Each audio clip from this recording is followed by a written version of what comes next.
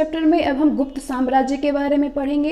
तो गुप्त साम्राज्य का उदय 3वीं शताब्दी के अंत में प्रयाग के निकट कौशाम्बी में हुआ था। गुप्त वंश का संस्थापक श्रीगुप्त था 240 से 80 ईस्वी तक। श्रीगुप्त का उत्तराधिकारी घटोत्कच था 280 से 320 ईसा पूर्व शासनकाल था। गुप्त वंश का प्रथम महान सम्राट चंद्रगुप्त प्रथम था। ये 320 ईस्वी में गद्दी पर बैठा। इसने लिच्छवी राजकुमारी कुमार देवी से विवाह किया। इसने महाराजाधिराज की उपाधि धारण की। किसने? चंद्रगुप्त प्रथम ने।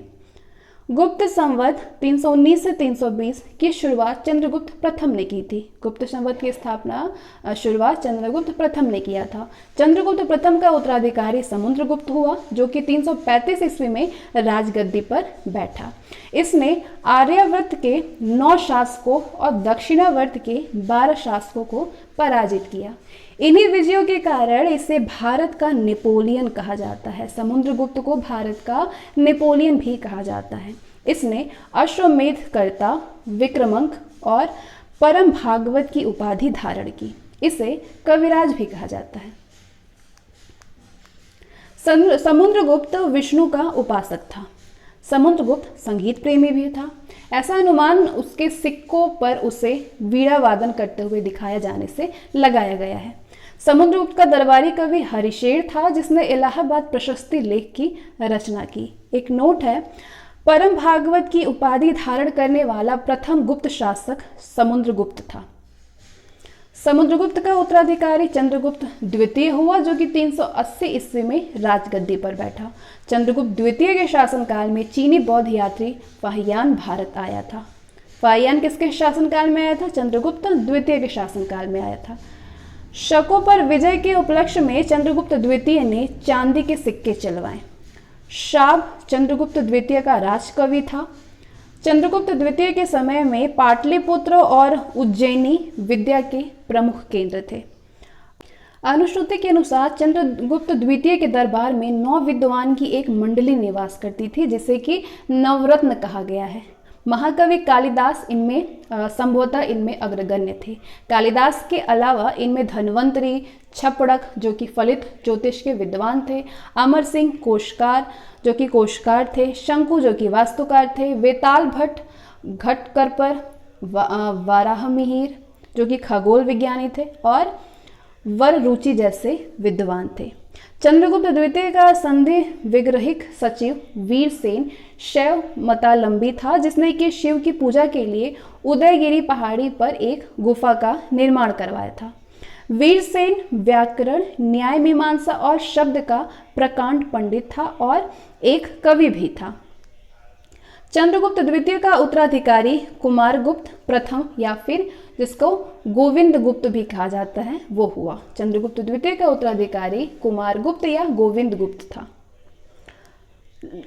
नालंदा विश्वविद्यालय की स्थापना किसने करवाई है? कुमारगुप्त ने की थी। कुमारगुप्त प्रथम का उत्तराधिकारी स्कंदगुप्त हुआ। स्कंदगुप्त ने गिरनार पर्वत पर स्थित सुदर्शन झील का पुनरुद्धार किया। स्कंदगुप्त ने पर्णदत्त को सौराष्ट्र का गवर्नर नियुक्त किया। स्कंदगुप्त ने के शासनकाल में ही हूणों का आक्रमण शुरू हो गया। अंतिम गुप्त शासक विष्णुगुप्त था। गुप्त साम्राज्य की सबसे बड़ी प्रादेशिक इकाई देश थी, जिसके शासक को गोपना कहा जाता था। एक दूसरी प्रादेशिक इकाई भुक्ति थी, जिसके शासक उपरिक कहलाते थे। भुक्ति के नीचे विषय नामक प्रशासनिक इकाई होती थी, जिसके प्रमुख विषयपति कहलाते थे। पुलिस विभाग के साधारण कर्मचारियों को चाट और बाट कहा जाता था। पुलिस विभाग का मुख्य अधिकारी दंडपाशिक कहलाता था। प्रशासन की सबसे छोटी इकाई ग्राम थी। ग्राम का प्रशासन ग्राम सभा द्वारा संचालित होता था। ग्राम सभा का मुखिया ग्रामीक कहलाता था और अन्य सदस्य महत्तर कहलाते थे। ग्राम समूह की छोटी इकाई को पेठ कहा जाता था। गुप्त शासक कुमारगुप्त के दामोदरपुर ताम्रपत्र में भूमि बिक्री संबंधी अधिकारियों के क्रियाकलापों का उल्लेख है। भू राजस्व कुल उत्पादन का 1/4 भाग से 1/6 भाग हुआ करता था। गुप्त काल में बलात् श्रम यानी वृष्टि राज्य के लिए आय का एक स्रोत माना जाता था। इसे जनता द्वारा दिया जाने वाला कर भी कहा जाता था। आर्थिक उपयोगिता के आधार पर निम्न प्रकार की भूमि थी। क्षेत्र जो कि कृषि करने योग्य भूमि थी, वास्तु वास करने योग्य भूमि, चारागाह भूमि पशुओं के चारा योग्य भूमि, सिल भूमि ऐसी भूमि जो कि जोतने योग्य नहीं होती थी, और अप्रहत ऐसी भूमि जो कि जंगली होती थी। सिंचाई के लिए रहट या फिर घंटी यंत्र का प्रयोग होता था। सिंचाई के लिए रहट या घंटी यंत्र का प्रयोग होता था। श्रेणी के प्रधान को ज्येष्ठक कहा जाता था। गुप्त काल में उज्जैन सर्वाधिक महत्वपूर्ण व्यापारिक केंद्र था। कहाँ पे? उज्जैन। गुप्तकालीन प्रसिद्ध मंत्रियों को हम देखते हैं इस चार्ट के जरिए। तो विष्णु मंदिर कहाँ पे है? तिगवा में। तिगवा जबलपुर मध्य प्रदेश में। शिव मंदिर है भूमरा में, नागौदा मध्य प्रदेश में। पार्वती मंदिर है नैना कुठार में मध्य प्रदेश में। दशावतार मंदिर देवगढ़ में है, ललितपुर उत्तर प्रदेश में। शिव मंदिर खोह में है, नागौद मध्य प्रदेश में। भीतरगांव मंदिर लक्ष्मण मंदिर भीतरगांव कानपुर उत्तर प्रदेश में है, जो कि ईंटों द्वारा निर्मित है। गुप्त राजाओं ने सर्वाधिक स्वर्ण मुद्राएं जारी की थी। इनकी स्वर्ण मुद्राओं को अभिलेखों में दिनार कहा गया है। क्या कहा गया है? दिनार कहा गया है। कायस्थों का सर्वप्रथम वर्णन याज्ञवल्क्य की स्मृति में मिलता है। जाति के रूप में कायस्थों का सर्वप्रथम वर्णन ओशनम स्मृति में मिलता है। किसमें? ओशनम स्मृति में। विंध्य जंगल में शबर जाति के लोग अपने देवताओं को मनुष्य का मांस चढ़ाते थे। पहली बार किसी के सती होने का प्रमाण 510 ईस्वी में भानुगुप्त के एरड़ अभिलेख से मिलता है, जिसमें किसी भोजराज की मृत्यु पर उसकी पत्नी के सती होने का उल्लेख है। गुप्त काल में वैश्यावृत्ति करने वाली महिलाओं को गणिका कहा जाता था। वृद्ध वेश्याओं को कुटनी कहा जाता था। गुप्त सम्राट वैष्णव धर्म के अनुयायी थे और उन्होंने इसे राजधर्म बनाया था। विष्णु का वाहन गरुड़ गुप्तों का राज चिन्ह था। गुप्त काल में वैष्णव धर्म का संबंधी सबसे महत्वपूर्ण अश्वशेष देवगढ़ जिला ललितपुर का दशावतार मंदिर है। ये बेतवा नदी के तट पर स्थित है। अजंता में निर्मित कुल 29 गुफाओं में वर्तमान में केवल 6 ही शेष हैं, जिनमें गुफा संख्या 16 और 17 ही गुप्तकालीन है। इसमें गुफा संख्या 16 में उत्कीर्ण मरणासन राजकुमारी का चित्र प्रशंसनीय है। गुफा संख्या 17 के चित्र को त्रिशाला कहा गया है। इस त्रिशाला में बुद्ध ने जन्म, जीवन, महाभिनिष्क्रमण और महापरिनिर्वाण की घटनाओं से संबंधित चित्र उद्धृत किए हैं। अजंता की गुफाएं बौद्ध धर्म की महायान शाखा से संबंधित है। गुप्त काल में निर्मित अन्य गुफा बाघ की गुफा है, जो कि बाघ जिला धार मध्य प्रदेश में है। बाघ नामक स्थान पर विंध्य पर्वत को काट करके बनाई गई थी। गुप्त काल में विष्णु शर्मा द्वारा लिखित पंचतंत्र, जो कि संस्कृत भाषा में है, पंचतंत्र को संसार का सर्वाधिक प्रचलित ग्रंथ माना जाता है। बाइबल के बाद इसका दूसरा स्थान है। इसे 5 भागों में बांटा गया है: मित्र भेद, मित्र लाभ, संधि विग्रह, लब्ध प्रणाश और अपरिछाकारित्व। आर्यभट्ट ने आर्यभट्टियम और सूर्य सिद्धांत नामक ग्रंथ लिखे हैं। उसने सूर्य ग्रहण और चंद्र ग्रहण के वास्तविक कारण बताए हैं।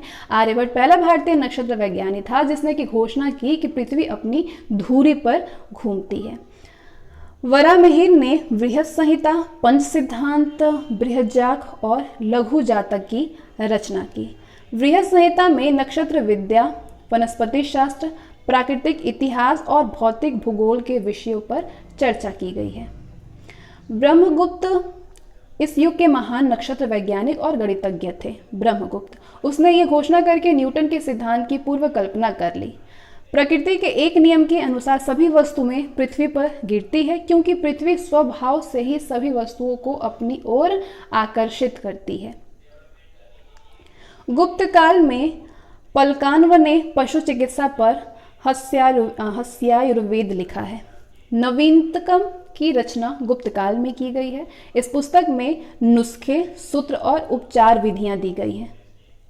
पुराणों की वर्तमान रूप में रचना गुप्त काल में हुई है। इसमें ऐतिहासिक परंपराओं का उल्लेख है।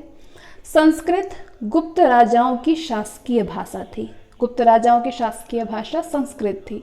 गुप्त काल में चांदी के सिक्के को रुपयका कहा जाता था। याज्ञवल्क्य, नारद, कात्यायन और बृहस्पति स्मृतियों की रचना गुप्त काल में हुई थी। मंदिर बनाने की कला का जन्म गुप्त काल में ही हुआ था। त्रिमूर्ति की अवधारणा का विकास गुप्त काल में ही हुआ है। गुप्त वंश के शासकों ने मंदिरों और ब्राह्मणों को सबसे अधिक ग्राम अनुदान में दिया है। गुप्त काल लौकिक साहित्य की सर्जना के लिए स्मरणीय है। भास के 13 नाटक इसी काल में है।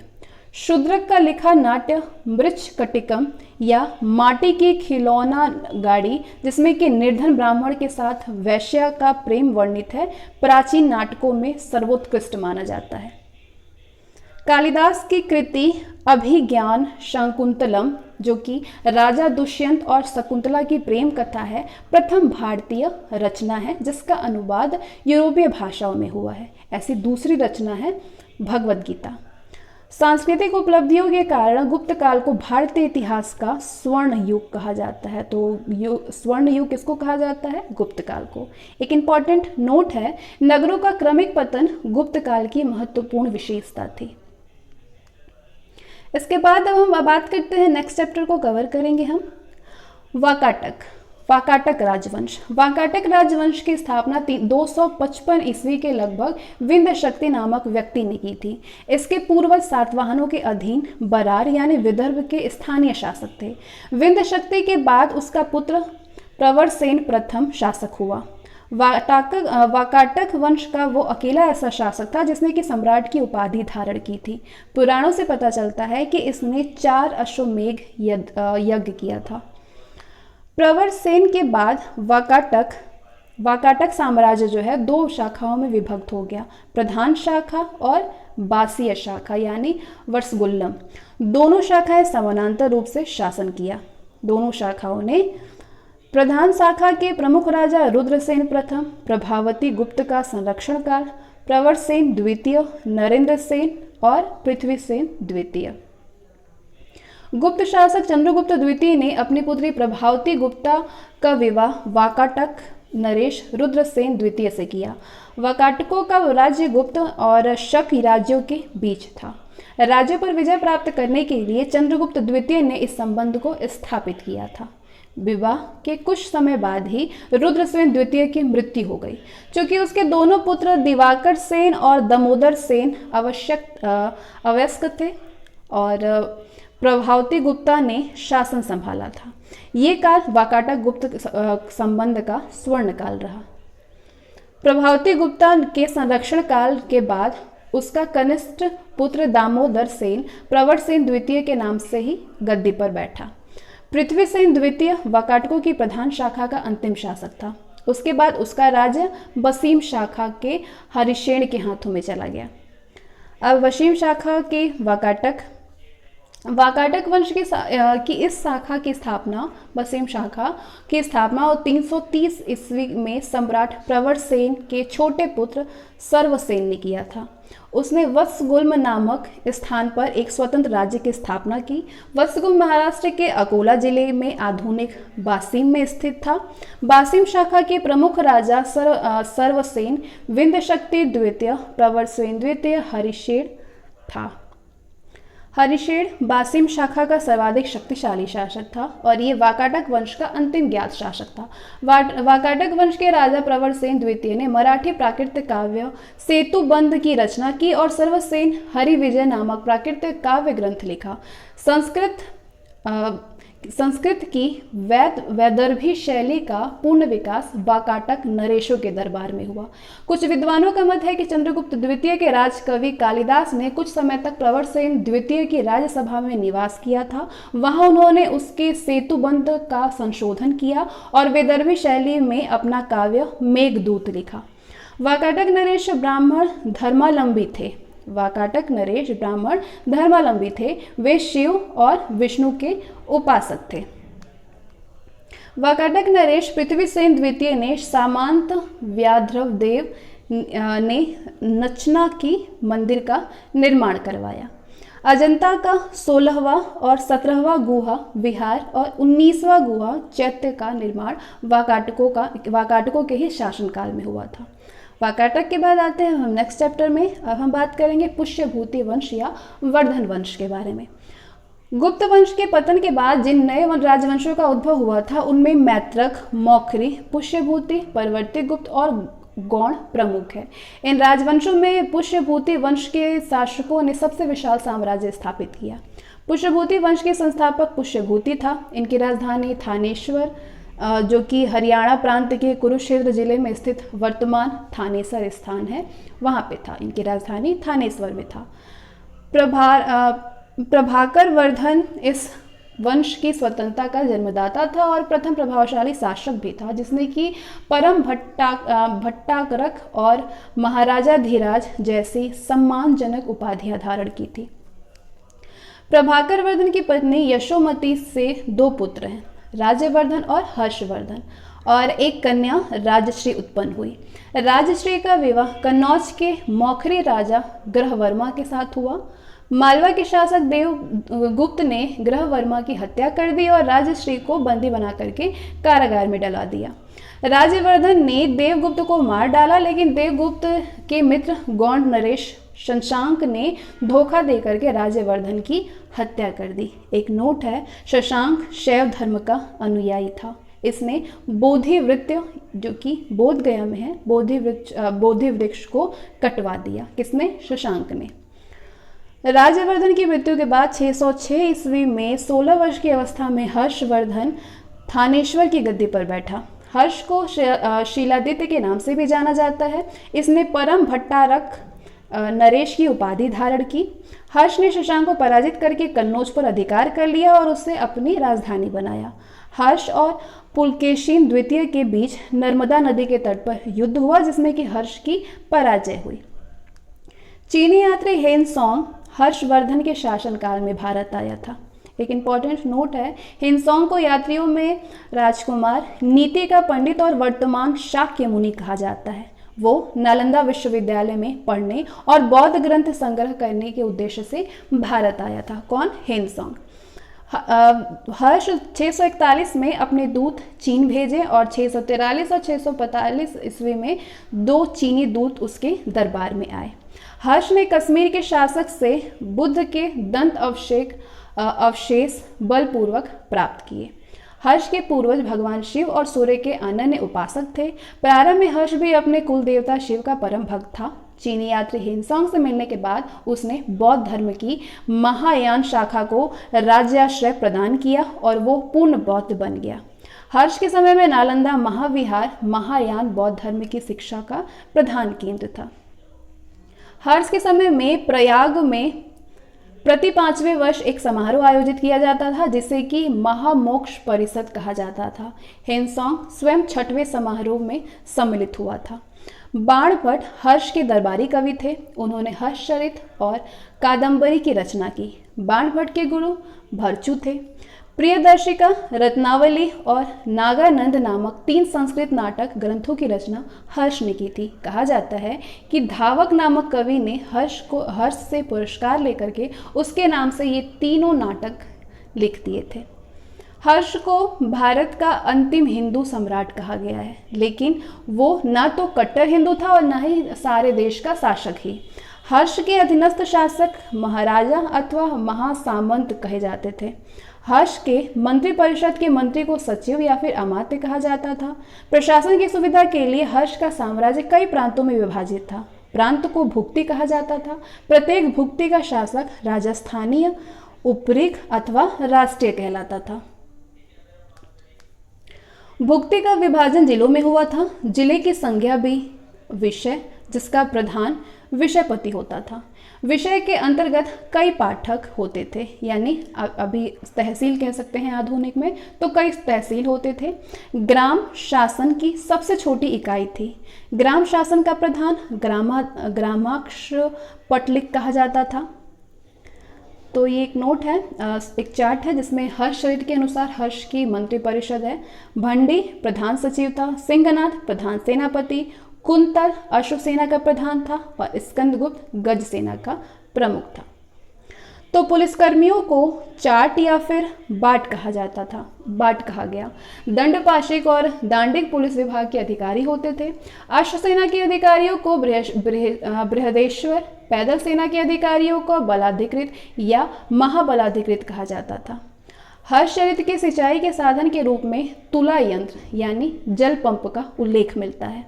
हर्ष के समय मथुरा सूती वस्त्रों के निर्माण के लिए प्रसिद्ध था। एक नोट है हर्ष के बारे में कि हर्ष चरित्र में प्रांतीय शासक के लिए लोकपाल शब्द आया है। इसके बाद आते हैं नेक्स्ट चैप्टर में। अब हम दक्षिण भारत के प्रमुख राजवंशों को देखेंगे। सबसे पहले पल्लव वंश।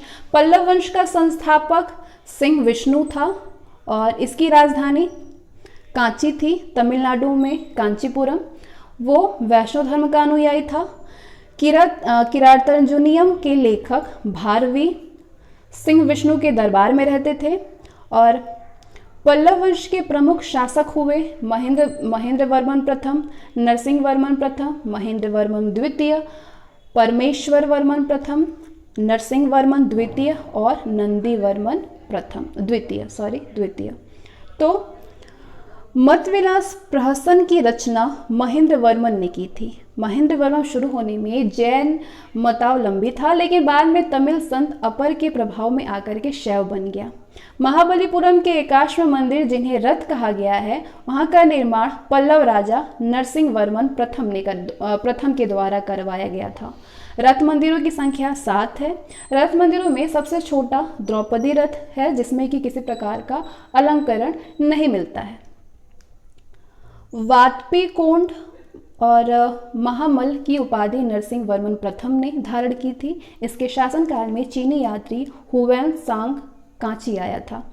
परमेश्वर वर्मन प्रथम शैवतानुयायी था। उसने लोकादित्य, एकमल, रणंजय, अत्यंतकाम, उग्रदंड, गुणभाजन आदि की उपाधियां ग्रहण की थी। इसने मामल्लपुरम में गणेश मंदिर का निर्माण करवाया था। परमेश्वर वर्मन प्रथम विद्या प्रेमी भी था और उसने विद्या विनीत की उपाधि भी ली थी। अरबों के आक्रमण के समय पल्लवों का शासक नरसिंह वर्मन द्वितीय था। उसने राजा सिंह यानी राजाओं में सिंह, आगम प्रिय यानी शास्त्रों का प्रेमी और शंकर भक्त यानी शिव का उपासक की उपाधि धारण की थी। उसने कांची के कैलाशनाथ मंदिर का निर्माण करवाया, जिसे कि राज सिद्धेश्वर मंदिर भी कहा जाता है। इसी मंदिर के निर्माण में द्रविड़ स्थापत्य कला की शुरुआत हुई थी। महाबलीपुरम में शोर मंदिर का निर्माण भी नरसिंह वर्मन द्वितीय ने ही करवाया है। कांची के कैलाशनाथ मंदिर में पल्लव राजाओं और रानियों की आदमकद तस्वीरें लगी हैं। दश कुमार चरित के लेखक दंडी नरसिंह वर्मन द्वितीय के दरबार में रहते थे। कांची के मुक्तेश्वर मंदिर और बैकुंठ पेरुमाल मंदिर का निर्माण नंदी वर्मन द्वितीय ने कराया। प्रसिद्ध वैष्णव संत तिरुमडई अलवार नंदी वर्मन द्वितीय के समकालीन थे। इसके बाद चोल। 19वीं शताब्दी में चोल वंश पल्लवों के ध्वंसावशेषों पर स्थापित हुआ था। इस वंश के संस्थापक विजयालय थे, जिसकी राजधानी तंजाय था, जो कि तंजौर या फिर तंजाउर भी बोलते हैं। तंजाउर का वास्तुकार कुंजर मल्लन राजराज पेरुचंद था।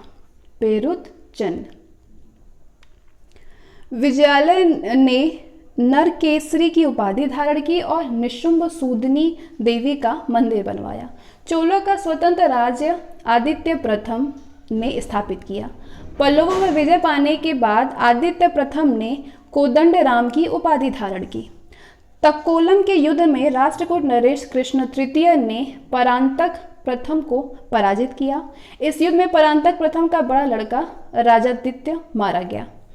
राजराजा प्रथम ने श्रीलंका पर आक्रमण किया। वहां के राजा महिम पंचम को भाग करके श्रीलंका के दक्षिण जिला रोहड़ में शरण लेनी पड़ी थी।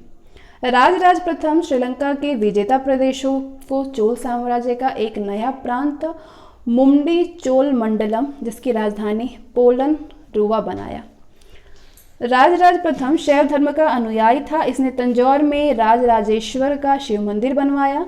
चोल साम्राज्य का सर्वाधिक विस्तार राजेंद्र प्रथम के शासनकाल में हुआ था। बंगाल के पाल शासक महिपाल को पराजित करने के बाद राजेंद्र प्रथम ने गंगैकोट चोल की उपाधि धारण की और नवीन राजधानी गंगैकोट चोलपुरम के निकट चोल गंगम नामक विशाल तालाब का निर्माण करवाया। चोल काल में भूमि के प्रकार थे। वेल्लन वगाई, जो कि गैर ब्राह्मण किसान स्वामी की भूमि होती थी। ब्रह्मादेव, ब्राह्मणों को उपहार में दी गई भूमि। शाला भोग, किसी विद्यालय के रखरखाव की भूमि। देवदान या तिरुवंत मडक्कनी, जो कि मंदिर को उपहार में दी गई भूमि होती थी। पल्लिचंदम, जैन संस्थानों को दान दी गई भूमि थी। तो एक नोट है, गजनी का सुल्तान महमूद राजेंद्र प्रथम का समकालीन था। गजनी का सुल्तान महमूद राजेंद्र प्रथम का समकालीन था। राजेंद्र द्वितीय ने प्रकेसरी की और वीर राजेंद्र ने राजकेसरी की उपाधि धारण की। चोल वंश का अंतिम राजा राजेंद्र तृतीय था। चोलों एवं पश्चिमी चालुक्य के बीच शांति स्थापित करने में गोवा के कदंब शासक जयकेस प्रथम ने मध्यस्थ की भूमिका निभाई थी। विक्रम चोल अभाव और अकाल के ग्रस्त गरीब जनता से राजस्व वसूल करके चिदंबरम मंदिर का विस्तार करवा रहा था। कलोतुंग द्वितीय ने चिदंबरम मंदिर में स्थित गोविंद राज यानी विष्णु की मूर्ति को समुद्र में फेंकवा दिया। कालांतर में वैष्णव आचार्य रामानुजाचार्य ने उक्त मूर्ति का पुनरुद्धार किया और उसे तिरुपति के मंदिर में प्राण प्रतिष्ठित किया। चोल प्रशासन में भाग लेने वाले उच्च पदाधिकारियों को पेरू नंदरम और निम्न श्रेणी के पदाधिकारियों को शेरू नंदरम कहा जाता था। लेखों में कुछ उच्चाधिकारियों को उडन कूटम कहा गया है, जिसका अर्थ है सदा राजा के पास रहने वाला अधिकारी। उडन कूटम। संपूर्ण चोल साम्राज्य 6 मंडलमों में यानी 6 प्रांतों में विभक्त था। मंडलम कोटम में, कोटम नांडू में और नांडू कई कुरकर्मों में विभक्त था। नाडू की स्थानीय सभा को नाटूर और नगर की स्थानीय सभा को नगरतार कहा जाता था। बेलाल जाति के धनी किसानों को केंद्रीय सरकार की देखरेख में नाडू के कामकाज में अच्छा खासा नियंत्रण हासिल था। उनमें से कई धनी भूस्वामियों को चोल राजाओं के सम्मान के रूप में मुवेद वेलन यानी 3 राजाओं को अपनी सेवाएं प्रदान करने वाला वेलन या किसान, अरैयार यानी प्रधान जैसी उपाधियां दी। उन्हें केंद्र में महत्वपूर्ण राजकीय पद सौंपे। स्थानीय स्वशासन चोल प्रशासन की मुख्य विशेषता थी और सर्वसाधारण लोगों की समिति थी, जिसका कार्य होता था सार्वजनिक कल्याण के लिए तालाबों और बगीचों के निर्माण हेतु गांव की भूमि का अधिग्रहण करना। सभा या महासभा, तो ये मूलतः अग्रहारों और ब्राह्मण बस्तियों की सभा थी, जिसके सदस्यों को पेरू मक्कल कहा जाता था। ये सभा वरियम नाम की समितियों के द्वारा अपने कार्य को संचालित करती थी। सभा की बैठक गांव के मंदिरों में निकट वृक्ष के नीचे या फिर तालाब के किनारे होती थी। व्यापारियों की सभा को नगरम कहते थे। चोल काल में भूमिकर उपज का 1/3 भाग हुआ करता था। गांव में कार्य समिति की सदस्यता के लिए जो वेतनभोगी कर्मचारी रखे जाते थे उन्हें मध्यस्थ कहे जाते थे।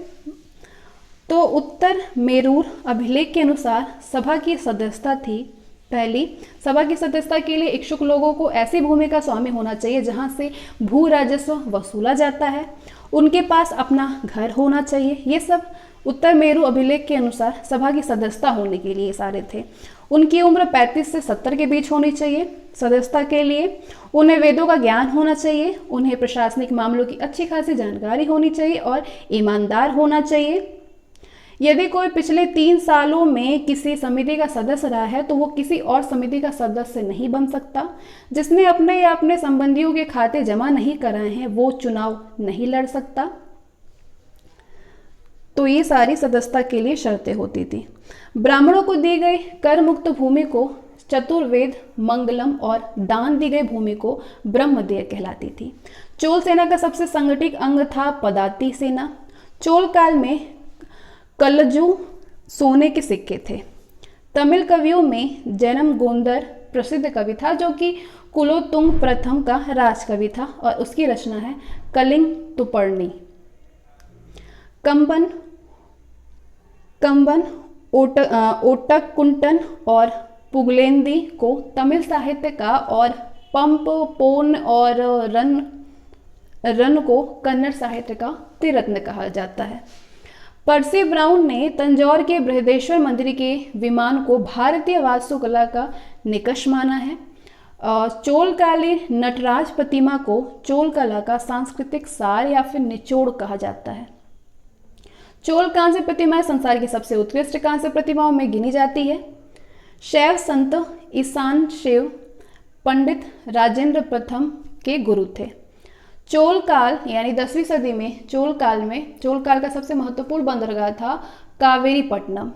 बहुत बड़ा गांव जो एक इकाई के रूप में शासित किया जाता था तनियर कहलाता था। उत्तर मेरू शिलालेख जो कि सभा संस्था का विस्तृत वर्णन उपस्थित करता था परांतक प्रथम के शासन काल से संबंधित था।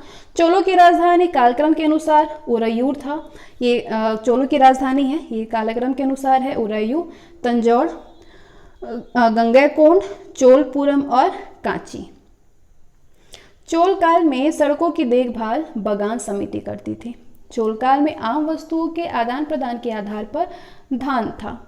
चोल काल के विशाल व्यापारी समूह थे वलंजियार, नानादैसी और मणिग्रामम। विष्णु के उपासक अलवार और शिव के उपासक नयनार संत कहलाते थे।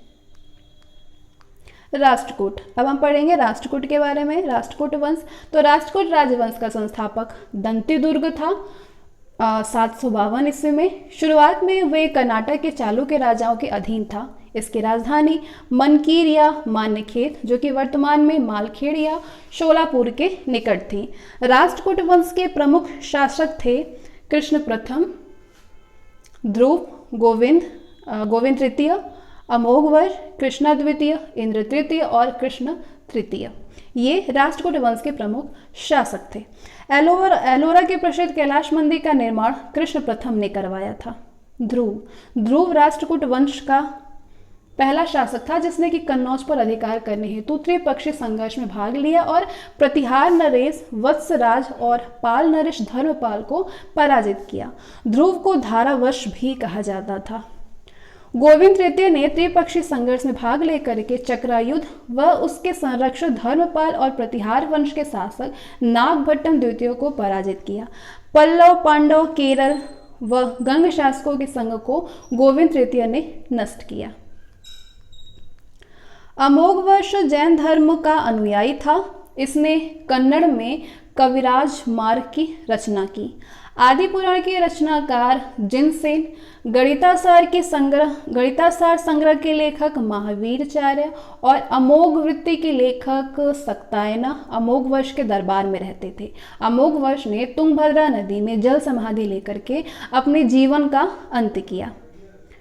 इंद्र तृतीय के शासनकाल में अरब निवासी अलम सूदी भारत आया। इसने तत्कालीन राष्ट्रकूट शासकों को भारत का सर्वश्रेष्ठ शासक कहा। राष्ट्रकूट वंश का अंतिम महान शासक कृष्ण तृतीय था। इसी के दरबार में कन्नड़ भाषा के कवि पोन रहते थे जिन्होंने शांति पुराण की रचना की। कल्याणी के चालुक्य तैलप द्वितीय ने 973 ईस्वी में कर्ग को हरा करके राष्ट्रकूट राज्य पर अपना अधिकार कर लिया और कल्याणी के चालुक्य वंश की नींव डाली। एलोरा एवं एलिफेंटा जो कि एलिफेंटा गुफा महाराष्ट्र में है, गुहा मंदिरों का निर्माण राष्ट्रकूटों के समय में ही हुआ था। एलोरा में 34 शैलकृत गुफाएं हैं। इसमें 1 से 12 तक बौद्धों, 13 से 29 तक हिंदुओं और 30 से 34 तक जैनों की गुफाएं हैं। बौद्ध गुफाओं में सबसे प्रसिद्ध विश्वकर्मा गुफा संख्या 10 है इसकी। इसमें एक चैत्य है। वहाँ पर 2 मंजिली और 3 मंजिली गुफाएं भी हैं जिन्हें कि 2 थल और 3 थल नाम दिया गया है। एलोरा की गुफा 15 में विष्णु को नरसिंह अर्थात पुरुष सिंह के रूप में दिखलाया गया है। तो एलोरा के बारे में एक नोट है। एलोरा गुफाओं का सर्वप्रथम उल्लेख फ्रांसीसी यात्री थेविनेट ने 17वीं शताब्दी में किया था। राष्ट्रकूट शैव, वैष्णव, शाक्त संप्रदायों के साथ साथ जैन धर्म के भी उपासक थे। राष्ट्रकूटों ने अपने राज्यों में मुसलमान व्यापारियों को बसने और इस्लाम के प्रचार की स्वीकृति दी थी। चालुक्य वंश कल्याणी। कल्याणी के चालुक्य वंश की स्थापना तैलप द्वितीय ने की थी। राजधानी थी मान्यखेट। चालुक्य वंश कल्याणी के प्रमुख शासक हुए तैलप प्रथम, तैलप द्वितीय, विक्रमादित्य, जयसिंह, सोमेश्वर, सोमेश्वर द्वितीय, विक्रमादित्य छठम, षष्ठ, सोमेश्वर तृतीय और तैलप तृतीय। सोमेश्वर प्रथम ने मान्यखेट से राजधानी हटाकर के कल्याणी यानी कर्नाटक को बनाया। इस वंश का सबसे प्रतापी शासक विक्रमादित्य षष्ठ था। विल्हड़ और विज्ञानेश्वर विक्रमादित्य षष्ठ के दरबार में ही रहते थे। छठवें विक्रमादित्य जो थे उनके दरबार में विल्हड़ और विज्ञानेश्वर थे। मिताक्षरा जो कि हिंदू विधि ग्रंथ याज्ञवल्क्य की स्मृति पर व्याख्या है, तो इस मिताक्षरा नामक ग्रंथि की रचना महान विधिवेता विज्ञानेश्वर ने किया था। विक्रमांक देव चरित्र की रचना विल्हड़ ने की थी। इसमें विक्रमादित्य षष्ठ के जीवन पर प्रकाश डाला गया है। चालुक्य वंश वातापी। जयसिंह ने वातापी के चालुक्य वंश की स्थापना की, जिसकी राजधानी वातापी बीजापुर के निकट थी। इस वंश के प्रमुख शासक थे पुलकेशिन प्रथम, कीर्तिवर्मन, पुलकेन द्वितीय, विक्रमादित्य, विनयादित्य और विजयादित्य। इनमें सबसे प्रतापी राजा थे पुलकेशिन द्वितीय। महाकूट स्तंभ लेख से प्रभावित होता है कि पुलकेशिन द्वितीय बहुसुवर्ण और अग्निष्टोम यज्ञ संपन्न करवाता था। जिनेंद्र का मेगुती मंदिर पुलकेशिन द्वितीय ने बनवाया था। पुलकेशिन द्वितीय ने हर्षवर्धन को हरा करके परमेश्वर की उपाधि धारण की थी। उसने दक्षिणापथेश्वर की उपाधि भी धारण की थी। पल्लव वंशी शासक नरसिंह वर्मन प्रथम ने पुलकेशिन द्वितीय को लगभग 642 ईस्वी में परास्त किया और उसकी राजधानी बादामी पर अधिकार कर लिया। संभवतः इसी युद्ध में पुलकेशिन द्वितीय मारा गया था। इसी विजय के बाद नरसिंह वर्मन ने वातापीकोट की उपाधि धारण की। ऐहोल अभिलेख का संबंध पुलकेशिन द्वितीय से है। ये लेख रवि कीर्ति है। अजंता के एक गुहाचित्र में फारसी दूत मंडल को स्वागत करते हुए पुलकेशिन द्वितीय को दिखाया गया है। वातापी का निर्माणकर्ता कीर्तिवर्मन को माना जाता है। मालवा को जीतने के बाद विनयादित्य ने सकलोत्तर पथनाथ की उपाधि धारण की। विक्रमादित्य द्वितीय के शासनकाल में ही दक्कन में अरबों ने आक्रमण किया था। इस आक्रमण का मुकाबला जो है विक्रमादित्य के भतीजे पुलकेशी ने किया था। इस अभियान की सफलता पर विक्रमादित्य द्वितीय ने इसे अवनिज नाश्रय की उपाधि प्रदान की। विक्रमादित्य द्वितीय की प्रथम पत्नी लोक महादेवी ने पदक्कल में विरूपाक्षमहादेव मंदिर का और उसकी दूसरी पत्नी त्रैलोक्य देवी ने त्रैलोकेश्वर मंदिर का निर्माण करवाया था।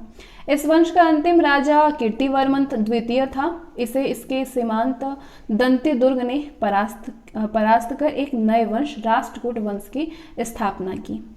ऐहोल को मंदिरों का शहर कहा जाता है। ऐहोल को मंदिरों का शहर कहा जाता है।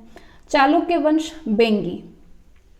बेंगी के चालुक्य वंश का संस्थापक विष्णुवर्धन था। इसकी राजधानी बेंगी आंध्र प्रदेश में थी।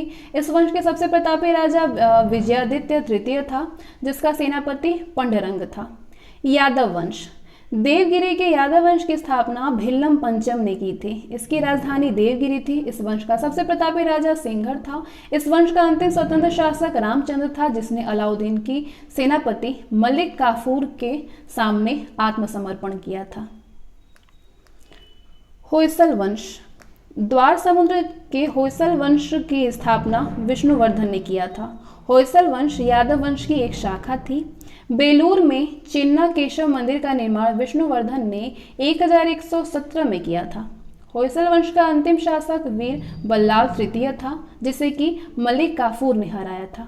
होयसल वंश की राजधानी द्वार समुद्र था, जो कि आधुनिक हलेविड है। इसके बाद कंदम वंश। कंदम वंश की स्थापना मयूर शर्मन ने किया था। कंदम वंश की स्थापना मयूर शर्मन ने किया। कंदम वंश की राजधानी वनवासी है। गंग वंश। गंग वंश शासक ब्रजहस्त्र पंचम था और अभिलेखों के अनुसार गंग वंश का प्रथम शासक कोंकणी वर्मा था। गंगों की प्रारंभिक राजधानी कोवलाल यानी कोलर थी, जो कि बाद में तलकाड हो गई। दत्तक सूत्र पर टीका लिखने वाला गंग शासक माधव प्रथम था।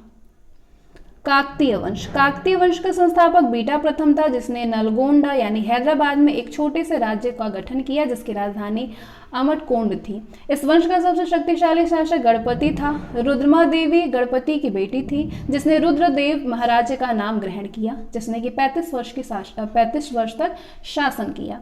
गणपति ने अपनी राजधानी वारंगल में स्थानांतरित कर ली। इस राजवंश का अंतिम शासक प्रताप रुद्र था। इसके बाद आते हैं नेक्स्ट चैप्टर में 25 लेसन, सीमावर्ती राजवंशों का अभ्युदय। पाल वंश का संस्थापक गोपाल था। इस वंश की राजधानी मुंगेर थी। पाल शासक बौद्ध धर्म के अनुयायी थे। गोपाल ओदंतपुरी विश्वविद्यालय की स्थापना की थी। पाल वंश का सबसे महान शासक धर्मपाल था, जिसने विक्रमशिला विश्वविद्यालय की स्थापना की थी। तो विक्रमशिला विश्वविद्यालय की स्थापना किसने की थी? धर्मपाल ने की थी। कन्नौज के लिए त्रिपक्षीय संघर्ष पाल वंश, गर्जर प्रतिहार वंश और राष्ट्रकूट वंश के बीच में हुआ था। इसमें पाल वंश की ओर से सर्वप्रथम धर्मपाल जो है वो शामिल हुए थे। 11वीं सदी के गुजराती कवि सोठल ने धर्मपाल को उत्तरापद स्वामी की उपाधि से संबोधित किया है। सोमपुर महाविहार का निर्माण धर्मपाल ने ही करवाया था।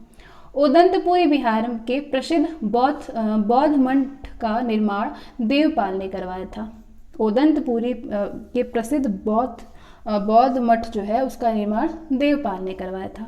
जावा के शैलेंद्र वंशी नामक बालपुत्र देव के अनुरोध पर देवपाल ने उसे नालंदा में एक बौद्ध विहार बनवाने के लिए 5 गांव दान में दिए थे। कितने गांव? 5 गांव।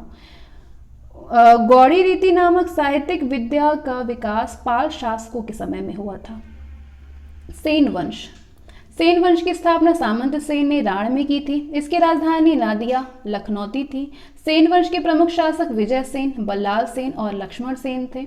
सेन वंश का प्रथम स्वतंत्र शासक विजय सेन था, जो कि शैव धर्म का अनुयायी था। दान सागर और अद्भुत सागर नामक ग्रंथ की रचना सेन शासक बलभा सेन ने की थी। अद्भुत सागर को लक्ष्मण सेन के पूर्ण स्वरूप दिया गया था। लक्ष्मण सेन के राज्यसभा में गीत गोविंद के लेखक जयदेव, पवन दूत के लेखक धोई और ब्राह्मण सर्वस्व के लेखक हलायुध रहते थे। हलायुध लक्ष्मण सेन का प्रधान न्यायाधीश और मुख्यमंत्री था। विजय सेन ने देवपाड़ा में पद्युम्नेश्वर मंदिर यानी शिव के विशाल मंदिर की स्थापना की थी। सेन राजवंश प्रथम राजवंश था, जिसने कि अपना अभिलेख सर्वप्रथम हिंदी में उत्कीर्ण करवाया। लक्ष्मण सेन बंगाल का अंतिम हिंदू शासक था। कश्मीर के राजवंश। कश्मीर पर शासन करने वाले शासक वंश कालक्रम में इस प्रकार थे: कारकोट वंश, उत्पल वंश और लोहार वंश। 627 ईस्वी में दुर्लभ वर्धन नामक व्यक्ति ने कश्मीर में कारकोट वंश यानी हिंदू वंश की स्थापना की थी। हेनसोंग ने उसके शासनकाल में कश्मीर की यात्रा की थी। कारकोट वंश का सबसे शक्तिशाली राजा ललितादित्य मुक्तापीड था। कश्मीर का मार्तंड मंदिर का निर्माण ललितादित्य मुक्तापिंड के द्वारा करवाया गया था। कारकोट वंश के बाद कश्मीर पर उत्पल वंश का शासन हुआ। इस वंश का संस्थापक अवंतीवर्मन था। अवंतीपुरक नामक नगर की स्थापना अवंतीवर्मन ने की थी। अवंतीवर्मन के अभियंता सुय ने सिंचाई के लिए नहरों का निर्माण कराया था। 980 ईस्वी में उत्पल वंश की रानी दिद्या एक महत्वाकांक्षी शासिका हुई। उत्पल वंश के बाद कश्मीरी पर लोहार वंश का शासन हुआ। लोहार वंश का संस्थापक संग्राम राज था। संग्राम राज के बाद अनंत राज हुआ। इसकी पत्नी सूर्यमती ने प्रशासन को सुधारने में उसकी सहायता की थी। लोहार वंश का शासक हर्ष विद्वान कवि और कई भाषाओं का ज्ञात था। कल्हड़ हर्ष का आश्रित कवि था। जय सिंह लोहार का वंश अंतिम शासक था, जिसने कि 1128 ईस्वी से 1155 ईस्वी तक शासन किया। जय सिंह के शासन के साथ ही कल्हड़ के राज तरंगिणी का विवरण समाप्त हो जाता है। इसके बाद कामरूप का वर्मन वंश। चौथी शताब्दी के मध्य कामरूप के वर्मन वंश का उदय हुआ। इस वंश की प्रतिष्ठा का संस्थापक पुष्यवर्मन था। इसकी राजधानी प्राग ज्योतिष नामक स्थान थी। कालांतर में कामरूप पाल साम्राज्य का एक अंग बन गया। इसके बाद आते हैं हम नेक्स्ट चैप्टर पे, राजपूत राजवंशों की उत्पत्ति। तो गर्जर प्रतिहार वंश, मालवा का शासक नागभट्ट प्रथम गर्जर प्रतिहार वंश का संस्थापक था। नागभट्ट द्वितीय को राष्ट्रकूट सम्राट गोविंद तृतीय ने हराया था। प्रतिहार वंश का सर्वाधिक शक्तिशाली और प्रतापी राजा मिहिर भोज था। मिहिर भोज ने अपनी राजधानी कन्नौज में बनाई थी। वह विष्णुगुप्त था। उसने विष्णु के समान में आदि वराह की उपाधि ग्रहण की। राजशेखर प्रतिहार शासक महेंद्रपाल के दरबार में रहते थे। इस वंश का अंतिम राजा यशपाल था। दिल्ली नगर की स्थापना तोमर नरेश अनंगपाल ने 11वीं सदी के मध्य में की थी। गढ़वाल यानी राठौर वंश, गढ़वाल वंश का संस्थापक चंद्रदेव था। इसकी राजधानी वाराणसी में थी। इस वंश का सर्वाधिक शक्तिशाली राजा गोविंद चंद्र था। इसका मंत्री लक्ष्मीधर शास्त्रों का प्रकांड पंडित था, जिसने कि कृत्य कल्पतरु नामक ग्रंथ लिखा था। गोविंद चंद्र की एक रानी कुमार देवी ने सारनाथ में धर्मचक्र जीन विहार बनवाई थी।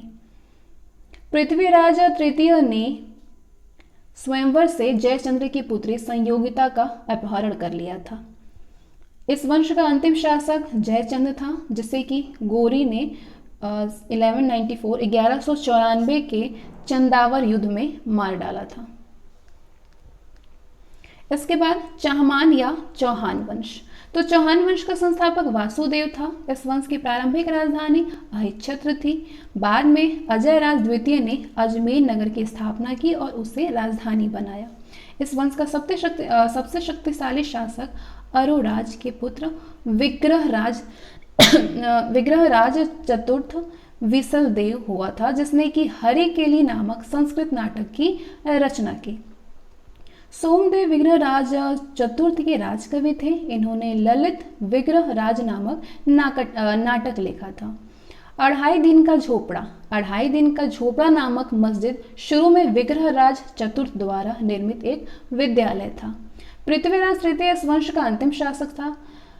चंदवरदाई पृथ्वीराज तृतीय का राजकवि था और जिसकी रचना थी पृथ्वीराज रासो। रणथंभौर के जैन मंदिर का शिखर पृथ्वीराज तृतीय ने बनवाया था। तराइन का प्रथम युद्ध 1991 में हुआ था, जिसमें कि पृथ्वीराज तृतीय का विजय और गोरी की हार हुई थी। तराइन की द्वितीय युद्ध 1192 में हुआ था, जिसमें कि गोरी की विजय हुई थी और पृथ्वीराज तृतीय की हार हुई थी। इसके बाद आते हैं परमार वंश। परमार वंश का संस्थापक उपेंद्र राजा था। इसकी राजधानी धारा नगरी थी। प्राचीन राजधानी उज्जैन थी। परमार वंश का सर्वाधिक शक्तिशाली शासक राजा भोज था। राजा भोज ने भोपाल के दक्षिण में भोजपुर नामक झील का निर्माण करवाया। नैषधीय चरित्र के लेखक श्रीहर्ष और प्रबंध चिंतामणि के लेखक मेरुतुंग थे। राजा भोज ने चिकित्सा, गणित और व्याकरण पर अनेक ग्रंथ लिखे थे। भोजकृत युक्ति कल्पत्रु में वास्तुशास्त्र के साथ साथ विधि वैधानिक यंत्रों व उनके उपयोग का उल्लेख है। नवसाहक चरित्र के चरित्र, पदम गुप्त, दशरूपक के चरित्र, धनंजय, धनिक, हलायुध और अमित गति जैसे विद्वान वाक्यपति मुंज के दरबार में रहते थे।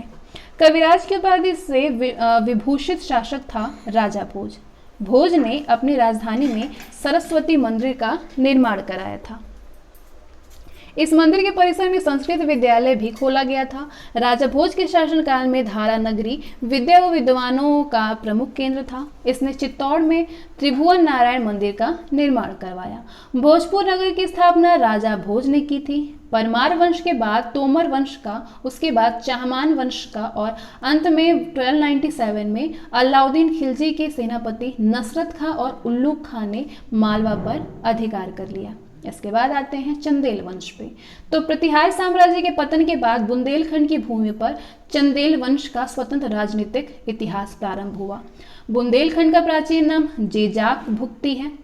चंदेल वंश का संस्थापक नन्नूक था। इसकी राजधानी खजुराहो थी। प्रारंभ में इसकी राजधानी कालिंजर महोबा था। राजा धंग ने अपनी राजधानी कालिंजर से कलिंजर से खजुराहो में स्थानांतरित कर लिया था। चंदेल वंश का प्रथम स्वतंत्र और सबसे प्रतापी राजा यशोवर्मन था। यशोवर्मन ने कन्नौज पर आक्रमण कर प्रतिहार राजा देवपाल को हराया और उससे एक विष्णु की प्रतिमा प्राप्त की, जिसे उसने खजुराहो के विष्णु मंदिर में स्थापित कर दिया।